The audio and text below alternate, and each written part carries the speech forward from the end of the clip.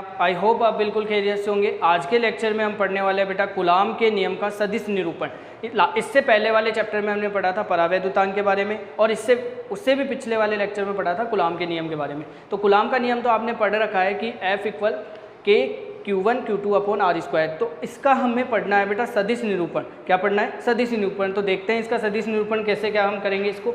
माना दो बिंदुवत आवेश ले लिए मैंने, मान लीजिए दो बिंदुवत आवेश आपने कंसीडर कर लिए। तो मैंने यहाँ पे दो बिंदुवत आवेश लिए, एक तो ले लिया बेटा Q1 और सेकंड वन Q2। ठीक है, दो बिंदुवत आवेश आपने कंसीडर किया Q1 और Q2, दोनों के बीच की डिस्टेंस मैंने कंसीडर कर ली। मान लीजिए यहाँ पे दोनों के बीच की डिस्टेंस ले लिया आपने R।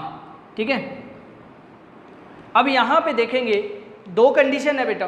पहली कंडीशन है यदि यहाँ पे अगर Q1 Q2 ग्रेटर हो, ठीक है, किससे? 0 से। अगर 0 से ज़्यादा हो इन दोनों की वैल्यू तो क्या होगा बेटा? इस कंडीशन में जो बल लगेगा वो कौन सा लगेगा? प्रतिकर्षण बल लगेगा। कौन सा बल लगेगा? प्रतिकर्षण बल लगेगा। अगर इसको अपोजिट कर दूं तो अपोजिट करूंगा तो क्या होगा बेटा? वहाँ पे कौन सा बल लगेगा? वहाँ पे बल लगेगा बेटा आकर्षण बल। यानी Q1 तथा Q2 में से एक तो होगा ऋणात्मक और एक होगा धनात्मक कंडीशन में, तो उन दोनों के बीच में क्या लगेगा? आकर्षण बल लगेगा। लेकिन अगर इस कंडीशन में मैं बात करूं तो दोनों ही क्या होंगे? या तो धनात्मक होंगे दोनों, या दोनों ही ऋणात्मक होंगे। तो इस कंडीशन में कौन सा बल लगेगा? प्रतिकर्षण बल लगेगा। क्लियर है ये चीज़? तो देखिए बेटा पहली कंडीशन के बारे में मैं बताता हूँ, सेम एज कौन सी हो जाएगी? सेकंड कंडीशन भी हो जाएगी। तो देखो दोनों में आवेश लेता हूँ पॉजिटिव पॉजिटिव, दोनों के बीच की दूरी R। ठीक है, मान लीजिए Q1 जो है बल किधर लगा रहा है? इस डायरेक्शन में लगा रहा है। वो कितना लगा रहा है? F21, यानी 2 पे कौन लगा रहा है? 1 बल लगा रहा है। और इसका स्थिति सदिश कितना ले लिया? जब Q1 आवेश के सापेक्ष Q2 का स्थिति सदिश ले रहे हैं तो कितना ले रहे हैं? R21 ले रहे हैं। ऐसे ही Q2 काम कर रहा है इसके ऊपर, तो किधर लगेगा बल? इधर लगेगा। ठीक है, तो कितना लगेगा ये? F12, और इसका स्थिति सदिश कितना हो जाएगा? R12। क्लियर? तो यहाँ पे अगर मैं बात करूँ F12 बल की, तो F12 बल किसके कौन लगा रहा है? Q2 बल लगा रहा है किसके ऊपर? Q1 के ऊपर। तो यहाँ पे कितना आएगा?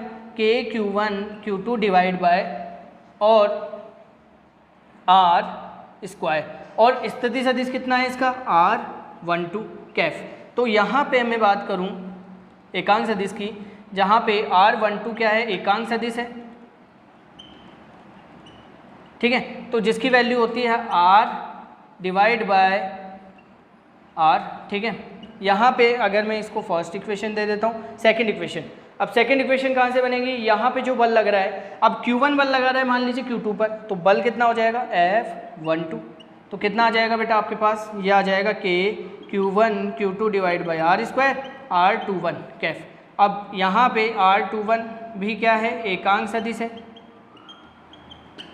इसे इक्वेशन दे देंगे आप सेकंड। अब दोनों में अब देखेंगे स्थिति सदिश दोनों एक दूसरे के क्या है? विपरीत है।